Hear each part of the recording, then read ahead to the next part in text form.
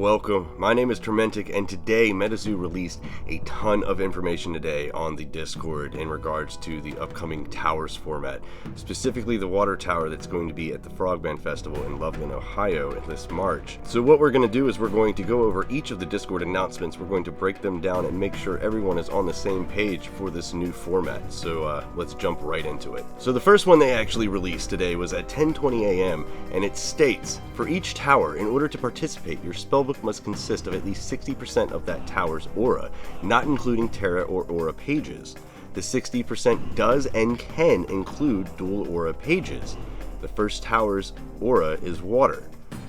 So, what that means, it means that in your 40 card deck that you actually submit for the water tower event, you are going to have to make sure that 60% of that is water. Now, there was a good question that was posted in the Discord. Does this count towards your Terra or your aura? And of course, in the announcement, they said that does not count towards the 60% requirement you need for your spellbook. So, in essence, it's the full 40 cards. That means that 24 of those cards need to be mono water, or they need to be some sort of dual water and some sort of other aura. There's no getting around it. It's just the way it is. It's amazing, in my opinion, that they're actually doing this with the water tower, specifically with all of the towers, because that was the whole idea, was that tower, those casters from that tower, they specialized in that aura type.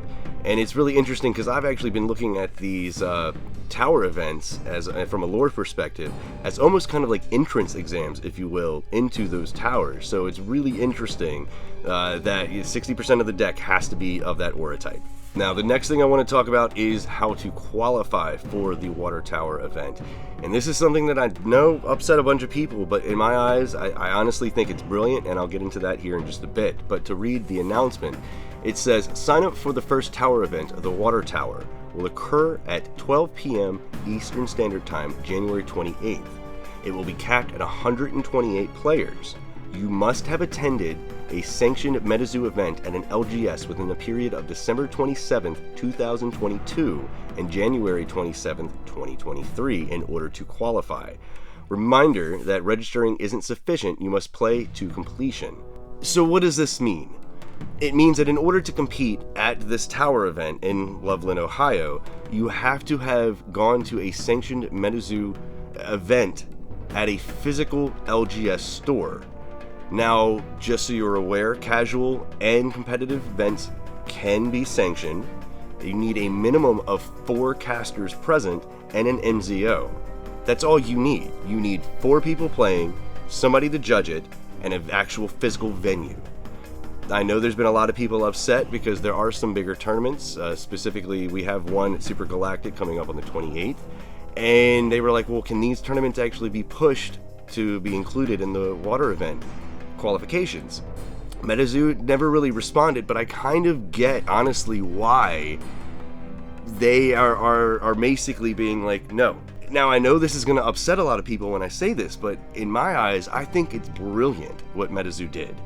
Because not only is it basically setting the precedent that in order to qualify for the next tower event, you have to have completed a sanctioned event at an LGS physical store, it's also, I can't tell you how active the Discord today has been, Facebook has been today, Instagram, trying to find MZOs, organize events, trying to get qualifier events going in the next 2 or 3 weeks leading up to this qualification deadline. In my eyes, it was brilliant. There was so much activity trying to schedule an event sometime in the next 3 weeks, like I said. And knowing this now going forward, we can plan ahead to actually have like an event. Like I'm hoping I actually pass my MZO test this time. I feel really confident.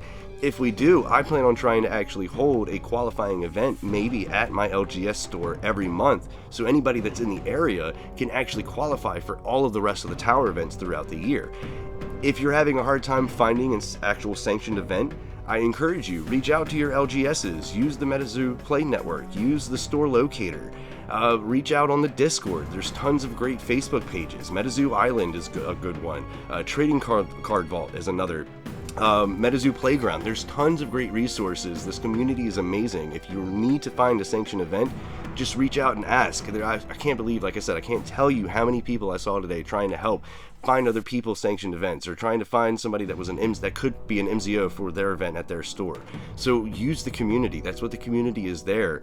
And I would not sleep on this. I would honestly try to schedule something as quickly as you can. Don't push this off, because again, that deadline is the 27th. So just don't push it off. That's all I'm going to say. It was also said that the Water Tower event will have promo packs with special stamped and holographic versions of important Water Aura pages from all sets. There will be spectator, player, and staff versions of these promo packs, which is really cool in my opinion. I like the idea that they're actually signifying a spectator pack versus staff and player, because I believe at Casters Cup last year, all they had were staff and players. So I actually really like the idea of them doing, like I said, the spectator packs. Now the big thing everybody has actually been waiting for. What is the prize pool? We were told that there was a prize pool of $50,000, okay? Apparently that just meant $50,000 prize pool in cash. Wait until you hear some of this stuff, okay? So, first place, and mind you, this says pricing for each tower is as follows. First place, $20,000 cash, $30,000 in MetaZoo product, travel expenses covered, a Tower Caster exclusive trophy, hat, jersey, promos, playmats, and etc. more. So that's huge by itself. That's $50,000 in cash and prizes right there for first place at this tower, at every tower, mind you, okay? And on top of that, the travel expenses being covered. That's huge. I would imagine that you would have to somehow submit your receipts. So if you are going to be competing in the tower, I would definitely keep track of all your receipts for hotel, your gas, your food, things like that, because if you do want to be reimbursed, if you do end up winning, you will need to be able to provide most likely all the documentation on how much it cost you to actually get there. But that's crazy. First place, $50,000 in cash and prizes.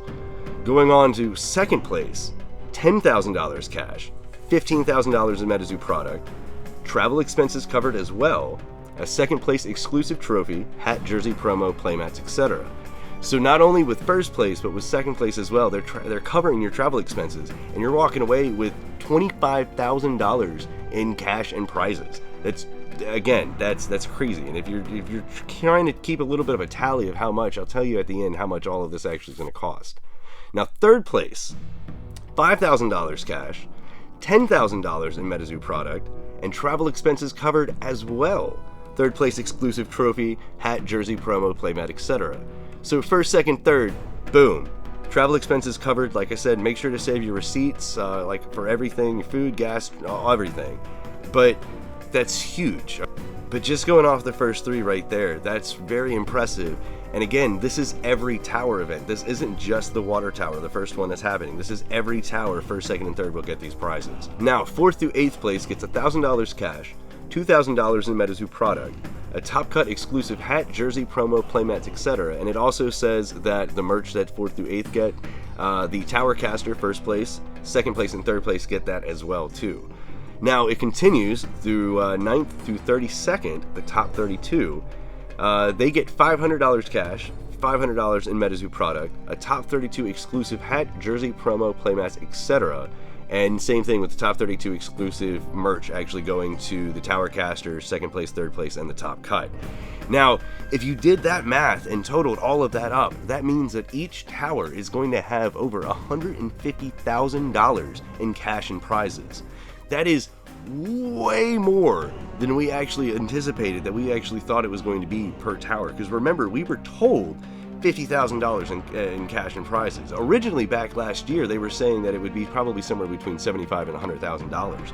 But still, $150,000 blows the original estimation out of the water. Now, here's where it gets interesting too, because if you remember the Casters Cup alone is worth 1.25 mil, then that means that in total this year, MetaZoo is actually going to spend $2.3 million in cash and prizes for their competitive tower scene. That's amazing. If you compare it to what it was last year, where it was just Casters Cup, that's a huge increase, and it just shows the longevity that MetaZoo actually have, and it actually shows also too how competitive play is actually starting to pick up with MetaZoo. Now there was one more that I want to talk about, and it says you can be the tower caster for more than one tower. Becoming a tower caster has, but is not limited to, the following benefits that stack where appropriate. Tower caster benefits include cash prizes, exclusive swag and merch, top cut access to Caster's Cup, VIP access to all of our events, a special Discord channel, and other things as well that they haven't actually listed. Now, here's the really big thing that actually goes with that. They have the ability to choose, select, and create a MetaZoo sanctioned team of 4 other casters. The tower caster and their team must defend that tower leading up to the next year's Caster Cup. In order to face and possibly replace the tower caster starting in 2024, you must first face this sanctioned team in that event's top cut. So that means that each tower moving forward after this initial event, for each 7 of them, they will have their own tower caster that is in charge, if you will, of that tower. That person will be able to pick 3 other people. It doesn't mean that it's going to be the 2nd, 3rd, and 4th place person in any of those events. They get to make their own team that is a sanctioned team by MetaZoo that actually will, it says, sponsors with their corporate sponsors. So this will be a MetaZoo sponsored team representing each of the towers. Now, it's not very clear if that means that those 4, that team for that tower, would not have to compete in the tower event the following year, or if they would just get into the top cut automatically. We're not entirely sure how that's going to work. They are going to be releasing more information throughout the week, but that's just very exciting. That means that there's potentially, as of the end of 2024, there will be 7 sanctioned teams that MetaZoo sponsor, 1 for each of the towers, and the tower caster, the head tower caster, the person that takes the cake at each of those, gets to make their own team. That is super exciting, and it's interesting too though, because I wonder if somebody does win one tower, but then they go and they win another tower. Yes, you can be, it says, the head caster of multiple towers, but would they actually use the same team for, like, let's say if it's the water and the flame tower, would they use the same team to defend water and flame tower, or would there actually be a separate water tower team and a flame tower team? That's pretty interesting as well too, because if somebody could win multiple towers, in essence they could have multiple teams. We won't really know until we actually get well into the tower season this year to really figure out exactly how that's going to work and operate. So before I go and I wrap this video up, I just again want to stress, in order to qualify for the Water Tower event at the Loveland Festival, Frogman Festival in early March, you need to compete at a LGS store that is a brick and mortar store in a physical location at a sanctioned MetaZoo event. Again, a sanctioned MetaZoo event can be casual, it can be competitive. You need at least 4 casters, 4 players, and an MZO for it to be sanctioned, along with an organizer. You need that, and that's the bare minimum. And you need to participate in one of those in order to be able to qualify to be able to sign up even for the Water Tower. So like I said, I'll leave the links down in the description of the video. Use the MetaZoo Play Network, use the store locator from the MetaZoo website, use the Discord, the official MetaZoo Discord link, use the Facebook page as I mentioned before. Find these people, the people that you need, the players or the MZOs. Talk to those stores to actually get something organized now rather than waiting, because if you wait you might run out of time.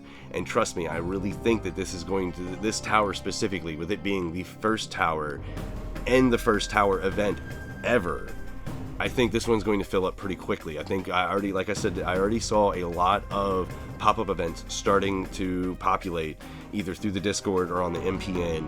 So this is something, do not wait, get this organized, talk to your fellow casters, talk to your LGS, talk to a local partner store that might be an online partner store, talk to them about potentially renting a space and holding an event. Again, you only need 4 casters, an MZO, and an organizer for it to be a sanctioned event, as long as you put it on the MPN. But my name is Trementic. I hope this actually helped. I know MetaZoo is going to be dropping more information throughout the week, so I most likely will be doing another video or 2 about the towers. Again, I know this isn't my normal type of content, but The towers, in my opinion, are a huge part of the lore. They're a huge part of the story of MetaZoo in the comic, and we're literally watching and seeing the lore come to life through these tower events. I cannot tell you how excited I am. I cannot tell you how excited I am for the future of this game, of the competitive aspect, along with all of the lore that I love so much. But again, my name is Trementic. I hope you have a wonderful night. Until next time, I'll see you soon.